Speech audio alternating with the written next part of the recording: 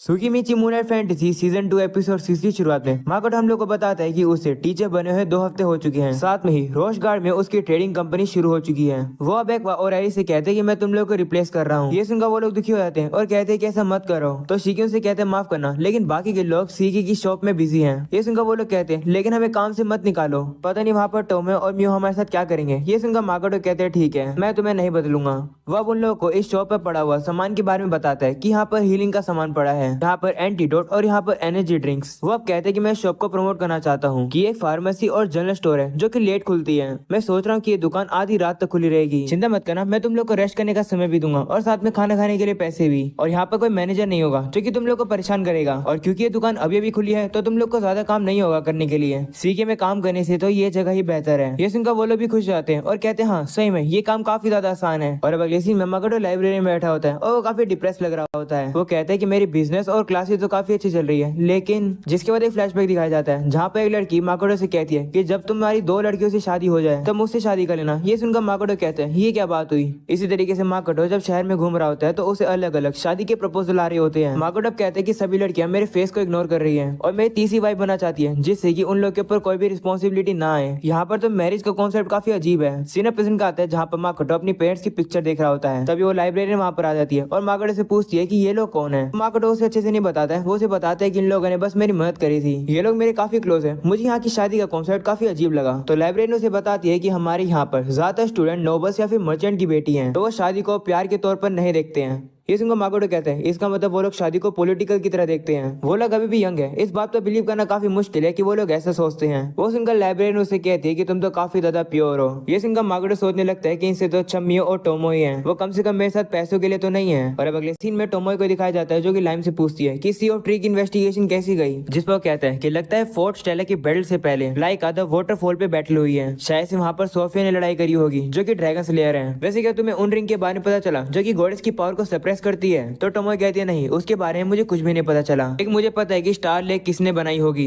तो लाइम कहते हैं कि मुझे पता है कि ये सारा काम उसका है। वो यहाँ पर माकोटो की बात कर रहा होता है। तभी टोमो से कहती है कि लगता है तुम्हारा कोई पीछा करके यहाँ आ गया है। ये सुनकर वो लोग अब सतर्क हो जाते हैं और अब वहाँ पर गेट नॉक होने की आवाज आती है। टोमो अब पूछती है कि वहाँ पर कौन है। तो वहाँ से एक लड़की की आवाज आती है जो कि कहती है कि हम लोग ट्रैवलर हैं, हम यहाँ पर इसलिए आए क्योंकि हमने सुना है कि यहाँ पर किसी के पास एक अनयूजुअल वेपन है। ये सुनकर लाइम समझ आता है कि ये लोग उसकी तलवार के पीछे पड़े हैं। टोमो अब उनसे कहती है अंदर आ जाओ। तो वो लोग अब अंदर आते हैं और हम लोग को पता चलता है कि वो और कोई नहीं टोमो की और मोरा होते हैं। टोमो की अम्मियों को देखकर हैरान होता है और कहते हैं कि क्या तुम एक समुराई का कॉस्प्ले कर रही हो। जिसके बाद वो लोग आराम से बैठकर अपना इंट्रोडक्शन देते हैं। टोमो उन्हें बताती है कि हम लोग कुजुनोहा ट्रेडिंग कंपनी के गार्ड के तौर पर काम करते हैं, इसी वजह से हमारे पास ये कमाल का वेपन है। वो सुनकर टोमो भी कहता है कि तुम्हारा बोलने का तरीका काफी ओल्ड फैशन है, तुम कितनी साल की हो। वो सुनकर टोमो कहती है कि मुझे नहीं पता कि तुम किस बारे में बात कर रहे हो, लेकिन किसी लड़की का नाम पूछने से पहले अपना नाम बताना चाहिए। ये सुनकर टोमो की थोड़ा शौक हो जाता है। जिसके बाद अब लिली उन्हें अपना इंट्रोडक्शन देती है। लिली जैसे अपना नाम बताती है उसे सुनकर लाइम समझ जाता है कि लिली ग्रिटोनिया की सेकंड प्रिंसेस है, यानी कि उसकी साइड में जो लड़का खड़ा है वो हीरो है। टोमो अब उन लोगों से कहते हैं कि तुम लोग नाइट्स लग रहे हो, आखिर तुम लोग ऐसी जगह पर क्या कर रहे हो। तो लिली अब उसे बता ही रही होती है कि हम लोग यहाँ की लेक को इन्वेस्टिगेट करने आए हैं। तभी टोमो के बीच में बोल पड़ता है और अब वो टोमो से कहते हैं कि तुम्हारे पास जो कटाना है वो काफी कूल लग रही है, एक बार मुझे देखने दो। तो टोमो भी मान जाती है और अब उसे वो कटाना दिखाने लगती है, उसके बारे में बताने भी लगती है। लेकिन टोमो किसके बारे में सुनता ही नहीं है। वो उस कटाने को खोलने की कोशिश करता है पर वो उससे खुलती ही नहीं है। तो टोमो से कहती है माफ करना, लेकिन ये तलवार ऐसी बनी है कि इसे सिर्फ मैं ही खोल सकती हूँ। तो टोमो कहते हैं कि ऐसा हो ही नहीं सकता है, मैं तो इस दुनिया की किसी भी वेपन को खोल सकता हूँ। तो टोमो अब जल्दी से अपनी तलवार को वापस ले लेती है और कहती है कि ये तलवार मेरी पार्टनर है, इसे जबरदस्ती मत खोलो, अगर तुम देखना चाहते हो तो ये देखो। टोमो अब उसे वो कटाना खोल के दिखाती है और कहती है कि इसका नाम शिराफूजी है। वो तलवार को देखने के बाद टोमो की और बाकी सभी लोग कहते हैं कि ये तलवार तो कितनी कमाल की है। जिसके बाद अब टोमो कहती है तलवार देख लेना, इतना काफी है, हम लोग बिजी हैं, तो क्या तुम लोग यहाँ से जा सकते हो। तभी लिली उसे कहती है कि क्या तुम अपनी कटाना बेचोगी, हम तुम्हें कितने पैसे दे सकते हैं। तो टोमो कहती है मैंने कहा ना कि इस तलवार को सिर्फ मैं ही यूज कर सकती हूँ, ये बेचने के लिए नहीं है। तो लिली कहती है मैं इस बात को सीक्रेट रखना चाहती थी, लेकिन मेरे पास अब कोई भी चॉइस नहीं है। सच्चाई ये है कि मैं ग्रिटोनिया एम्पायर की प्रिंसेस हूँ और ये हीरो टोमो की है जिसे गॉडेस ने यहाँ पर भेजा है इस दुनिया के फ्यूचर को बचाने के लिए। क्या तुम हमारी मदद करोगी। तो टोमो अब उसे कहती है कि लगता है तुम लोग के पास कोई रीजन है जिसकी वजह से तुम लोग इस तलवार को पाना चाहते हो। लगता है तुम मेरे वेपन का यूज करके खुद के लिए वेपन डेवलप करना चाहते हो। मैं तुम्हारी प्लानिंग समझती हूँ, लेकिन तुम मुझे कितने पैसे दे दो मैं तुम्हें ये तलवार नहीं दूंगी। बात यह यही खत्म होती है। ये सुनकर टोमो की लाइम के ऊपर अपनी आइस की पावर यूज करता है और उसे अपने कटोर में कर लेता है, जिसके बाद लाइन टोमो के पास आकर कहता है कि ये हीरो की पार्टी है, अगर हम लोग इनकी मदद करेंगे तो हमारी ट्रेडिंग कंपनी का ही फायदा है। टोमो की मेरी कटाना तो यूज कर ही सकता है ना। वह उसे अपनी कटाने देने वाला होता है, तभी टोमो उसे कहती है अपना मुंह बंद रखो। वह बाकी सभी से भी कहती है कि मेरे साथी को इग्नोर करो, इसका दिमाग खराब हो गया है। तब टोमो भी कहते हैं ठीक है, कटाने को भूल जाओ, मैं हीरो हूँ, मैं डीमंस को हराऊंगा और इस दुनिया के अंदर शांति लेकर आऊंगा। मैं चाहता हूँ टोमो तुम मुझे सर्व करो। ऐसा बोलने के बाद वो टोमो के ऊपर अपनी आंखों की पावर यूज करने लगता है, लेकिन टोमो के ऊपर उसका कुछ भी असर नहीं होता है। वह उसे कहती है क्या तुम इतनी घिनौने तरीके से मुझे देखना बंद कर सकते हो। ये सुनकर टोमो की बोलती बंद हो जाती है। टोमो मन में कहती है कि मैंने सुना है कि ये हीरो भी दूसरी दुनिया से आया है, लेकिन मैं काफी डिसअपॉइंटेड हूँ। वो काफी घिनौने तरीके से मेरी बॉडी को देख रहा है। उसे मास्टर माकोटो से कुछ सीखना चाहिए। माकोटो तो अपनी आंखें ही बंद कर लेते हैं जब भी वो कुछ ऐसी चीजें देखते हैं तब। जिसके बाद अब टोमो की वापिस से टोमो को अपने वश में करने लगता है और उसे वापस इन्वाइट करता है, जिस पर टोमो कहती है मैंने कहा ना मेरा आंसर नो है, मेरी बॉडी और माइंड पहले से किसी और को बिलोंग करती है। टोमो की अब काफी कंफ्यूज आता है और सोचने लगता है कि मेरी आंखों की पावर काम क्यों नहीं कर रही है। तो मोरा को पता चल जाता है। वो अब टोमो से कहती है तुम एक ड्रैगन हो है ना, और वो भी कोई नॉर्मल ड्रैगन नहीं, तुम एक पावरफुल ड्रैगन हो जिसकी ग्रेट प्रेजेंस और स्ट्रेंथ है। ये सुनकर लिलिया मन में सोचने लगती है क्या टोमो वही पावरफुल ड्रैगन है जो कि लाइका के वाटरफॉल के पास मिलती है। तभी टोमो उसकी मन की बात सुन लेती है और उसे कहती है कि मैं वो ड्रैगन नहीं हूँ जो कि तुम सोच रही हो। ये सुनकर लिली हैरान हो जाती है और सोचने लगती है कि इसने मेरे माइंड कैसे पढ़ लिया। तभी मोरा अपनी पावर का यूज करके टोमो को अब अपने कंट्रोल में करने लगती है। टोमो भी समझ जाती है कि मोरा एक ड्रैगन समनर है, यानी कि उसके पास एक ऐसी एबिलिटी है जिसे वो ड्रैगन्स को कमांड दे सकती है। तभी टोमो अपनी काफी खतरनाक प्रेजेंस उसे दिखाती है और कहती है कि तुम मुझसे दूर रहो। ये देखकर सभी लोग हैरान हो जाते हैं। वहीं पर मोरा की स्पेल भी टूट जाती है, वो टोमो को कंट्रोल भी नहीं कर पाती है। तभी लाइम भी टोमो के वश से बाहर आ जाता है। वो अब कहने लगता है कि मैं इस बेवकूफ हीरो को अपनी तलवार क्यों देने वाला था। ये सुनकर टोमो उस पर गुस्सा होता है और कहता है तुमने मुझे बेवकूफ बुलाया। ऐसा बोलने के बाद वो उसके ऊपर हमला कर देता है और लाइम को इंजर्ड करके जमीन पर गिरा देता है। वहीं पर अब टोमो की से कहती है कि तुम तो हल्की सी बात से चिढ़ गए। तो टोमो की उसे कहता है अपना मुंह बंद रखो, मैं हीरो हूँ। तो टोमो से कहती है कि तुम हीरो नहीं हो बल्कि तुम कूड़े के ढेर हो।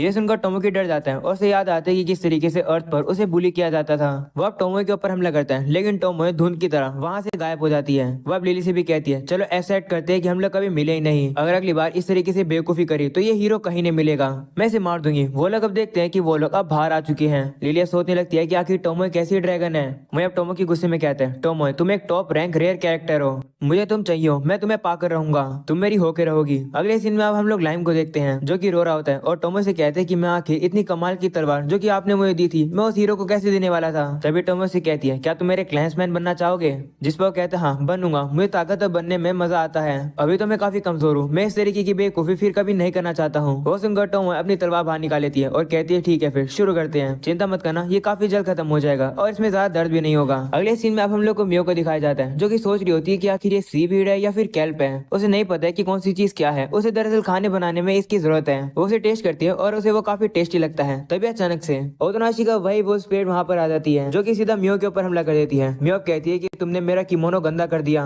वो उसे उठाकर साइड में फेंक देती है और उसके ऊपर हमला करके कहती है मरो। तभी ओतोनाशी वहाँ पर आकर अपने वुल्फ को बचा लेती है। ओतोनाशी को देखकर मियो से कहती है क्या तुम इसकी ओनर हो, तो फिर तुम भी उसके साथ मर जाओ। तभी ओतोनाशी उसके पास आती है और कहती है क्या तुम ठीक तो हो, मेरे साथी ने तुम्हें हर्ट तो नहीं किया, मुझे नहीं पता कि आखिर अचानक से उसने तुम्हारे पर हमला क्यों किया। मियो सोचने लगती है कि आखिर खुद से ज्यादा मेरी चिंता क्यों कर रही है, इसके ब्लैक हेयर भी है, ये मुझे माकोटो मास्टर की याद दिला रही है। तभी ओतोनाशी का जो वुल्फ होता है वो मियो के ऊपर अब भी गुस्सा कर रहा होता है। तो ओतोनाशी उसे वापस बुला लेती है। ये देखकर मियो से कहती है क्या ये एक स्पिरिट था, तो कहती है हाँ ये मेरा एक गार्डन बीस्ट की तरह है। जिसके ओतोनाशी उसे अपना नाम बताती है। वो कहती है मेरा फर्स्ट नेम है हिबिकी। तब से हम लोग भी ओतोनाशी को हिबिकी बुलाने वाले हैं। ओके हिबिकी अब मियो से कहती है कि मैं तुम्हारी इंजरीज को हील करवा दूंगी और तुम्हारे कपड़े भी ठीक कर दूंगी। तो मियो से कहती है कोई बात नहीं, मैं इंजर्ड नहीं हूँ, बस मेरे कपड़ों के ऊपर थोड़ी सी निशान हो गए हैं। तो हिबिकी कहती है अगर ऐसी बात है तो क्या मैं ऐसा कुछ कर सकती हूँ जिससे कि तुम मेरी माफी एक्सेप्ट करो। तो मियो से कहती है हाँ क्या तुम बता सकती हो कि इनमें से बेस्ट सी ग्रास कौन सी है। वो सुनकर हिबिकी कहती है कि ये तो सीवीड है। ये सुनकर मियो हैरान हो जाती है और कहती है क्या तुम्हें पता है कि सीवीड कैसी होती है, मतलब तुम्हें कैल्प और सीवीड के बीच में डिफरेंस पता है। तो उसे कहती है हाँ और वो उसे समझाती है कि ये है सीवीड और ये है कैल्प। ये सुनकर मियो काफी खुश हो जाती है और कहती है ओ अब समझ आया।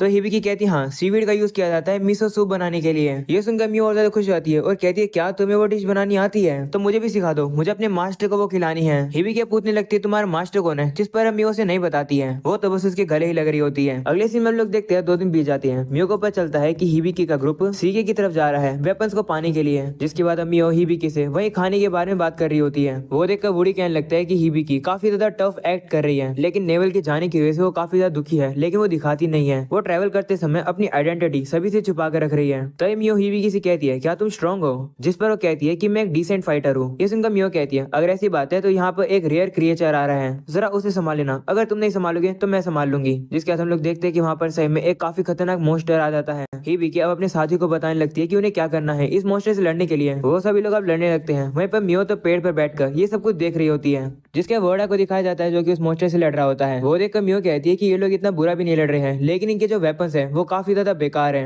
हम लोग अब देखते हैं कि वर्डा की जो तलवार है वो टूटने भी लगी है। वर्डा मन में कहने लगता है कि हम तो न्यू वेपन्स खरीदने वाले थे, इससे पहले ये मॉन्स्टर हमारे सामने आ गया। मैं नेवल की तरह हूँ, मैं हिबिकी के लिए लड़ूंगा। ऐसा बोलने के बाद अब उस मॉन्स्टर के ऊपर हमला करने के लिए जा रहा होता है। ये देखकर मियो से कहती है तुम बेवकूफ हो क्या, वहां से हट जाओ। लेकिन वर्डा उसकी बात नहीं सुनता है। वो लड़ने के लिए चला जाता है और अब इसी बीच में उसकी तलवार टूट जाती है। इसी चीज का फायदा उठाकर वो मॉन्स्टर उसके ऊपर हमला करके उसे घायल कर देता है। बाकी सभी अब उसे हिल करने के लिए जाते हैं और अब वो हिबिकी से कहते हैं कि हम लोग अब क्या करें। हिबिकी अब काफी घबराने लगती है। उसे याद आता है कि इस तरीके से नेवल मर गई थी। वो एक गलती दोबारा नहीं करना चाहती है। वो मियो से कहती है प्लीज हमारी मदद करो। तो मियो भी अब नीचे आकर उसे कहती है तुम लोग को शर्म आनी चाहिए, तुम लोग को खुद की ताकत के बारे में ही नहीं पता है।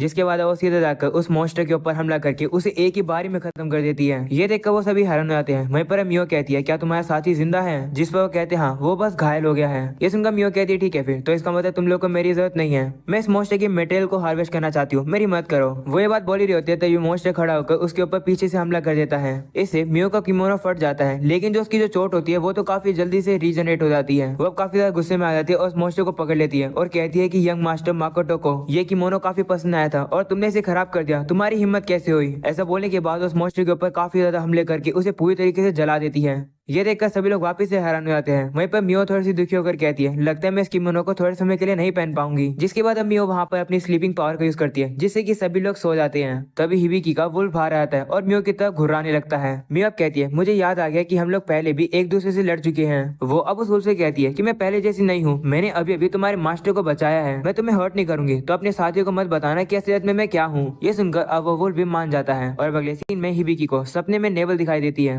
वो देखते वो जरी से उड़ जाती है और देखती है साइड में एक लेटर पड़ा है जिसे मियो ने लिखा है। वो उस लेटर को पढ़ती है। उसमें मियो लिखती है कि मैं तुम्हें और तुम्हारे दोस्तों को सीगे में ले आई हूँ, जब तुम उठो तो कुजुनोहा ट्रेडिंग कंपनी में आ जाना। और अब अगले सीन में हम लोग हिबिकी को देखते हैं जो कि अपनी पार्टी को लेकर उसी ट्रेडिंग कंपनी में आ जाती है और देखते हैं कि मियो ने नए कपड़े पहने हैं। वो कहती है कि जो किमोनो है मैं उसे ठीक कर लूंगी, वो बस हल्का सा फट चुका है, मैं उसे ठीक कर दूंगी। तभी हिबिकी उसे कहती है कि तुमने हम लोग को यहाँ पर इसलिए बुलाया ना जिससे कि तुम उस मॉन्स्टर के बारे में हमसे बात कर सको। मैंने तुम्हारी मदद मांगी तो तुम मुझे क्रिटिसाइज करने वाली हो, है ना? तो मियो कहती है कि मैं तुम्हें क्रिटिसाइज क्यों करूंगी, ये तो अच्छी बात है कि तुम मरी नहीं, मैंने तो बस तुम्हें यहाँ पर इसलिए इन्वाइट किया जिससे कि तुम खाना बना सको। मैं तुम्हारी मदद करी तो तुम मेरी मदद करो, मुझे थोड़ा सा टाइम दो, सीख रहा से वो कैसे खाना बनाते हैं मुझे सिखा दो। वो सुनकर हिबिकी हैरान होती है और कहती है क्या तुम्हें बस इतनी सी मदद चाहिए? जिस पर वो कहती है हाँ। तो वोडी मियो से कहने लगता है कि लेकिन हम लोग सीगे में न्यू वेपन्स लेने के लिए आए हैं और वेस्टलैंड के अंदर ट्रेनिंग करने आए हैं, हम लोग यहाँ टाइम वेस्ट नहीं कर सकते हैं। तो मियो कहती है कि तुम उस मॉन्स्टर तक को नहीं हरा पाए तो वेस्टलैंड में जाके तुम लोग क्या ही कर लोगे, तुम बस मॉन्स्टर्स का खाना बन जाओगे। वो सुनकर हिबिकी कहती है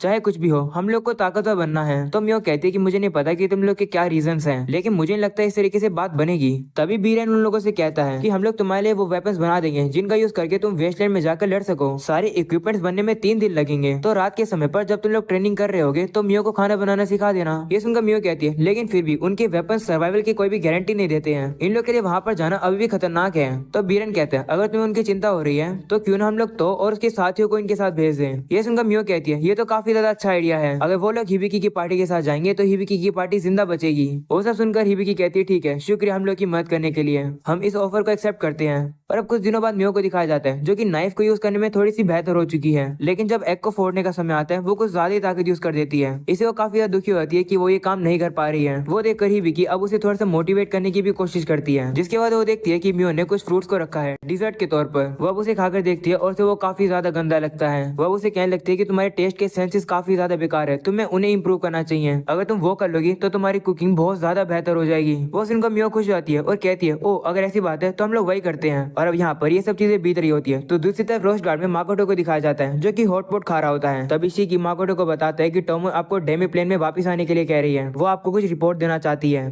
तो माकोटो कहते हैं ठीक है, वैसे भी काफी समय से बात नहीं हुई है। तो शिकी कहते हैं हाँ आप जा सकते हो, मैंने फॉरेस्ट और को अरेंज कर दिया है, वो रोस्ट गार्ड की शॉप को हैंडल कर लेंगे। तो माकोटो कहते हैं ठीक है, मुझे फिर भी थोड़ी चिंता हो रही है यहाँ शॉप की, लेकिन कोई नहीं, अगर तुम कहते हो तो मैं जा रहा हूँ। और अब अगले सीन में जैसे माकोटो डेमी प्लेन पर आता है वो काफी ज्यादा कंफ्यूज और हैरान हो जाता है और कहता है कि आखिर यहाँ क्या चल रहा है। और अब इसी के साथ हो जाता है ये एपिसोड यहीं पर खत्म। इस वीडियो को लाइक करके जाना, चैनल पर अगर न्यू हो तो सब्सक्राइब भी करके जाना। मिलते हैं अगले एपिसोड में, तब तक के लिए बाय बाय।